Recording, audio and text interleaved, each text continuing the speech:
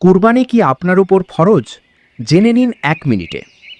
আমরা অনেকেই মনে করি পরিবারের যে কোনো একজন কুরবানি দিলেই বুঝি সবার পক্ষ থেকে হয়ে যায়। কিন্তু ইসলাম কি বলে? কুরবানি আসলে কাদের জন্য ওয়াজিব? ইসলামিক শরীয়ত অনুযায়ী কুরবানির দিনগুলোতে 10, 11 ও 12 জিলহজ যে ব্যক্তির কাছে তার নিত্য প্রয়োজনীয় খরচের বাইরেও নেসাব পরিমাণ সম্পদ থাকবে তার উপর কুরবানি করা ওয়াজিব। আসুন জেনে নিই নেসাব কি। নেসাব হচ্ছে 7.5 ভরি সোনা অথবা 52 ভরি রূপা কিংবা এর সমপরিমাণ নগদ টাকা বা ব্যবসার পণ্য। বর্তমান বাজারে রূপার দাম অনুযায়ী এই অঙ্কটা কিন্তু খুব বেশি নয়। এছাড়া কুরবানি ওয়াজিব হওয়ার জন্য আরও 4টি শর্ত রয়েছে। 1. তাকে অবশ্যই মুসলিম হতে হবে। 2. তাকে স্বাধীন ব্যক্তি হতে হবে। 3. তাকে প্রাপ্তবয়স্ক ও সুস্থ মস্তিষ্কের অধিকারী হতে হবে।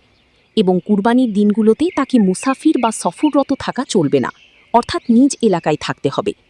তাই আপনার কাছে যদি এই পরিমাণ অর্থ থাকে তবে অলসতা না করে অবশ্যই কুরবানি আদায় করুন। ভিডিওটি ভালো লাগলে আমাদের ফলো ও সাবস্ক্রাইব করুন এবং শেয়ার করে অন্যদেরও জানার সুযোগ করে দিন।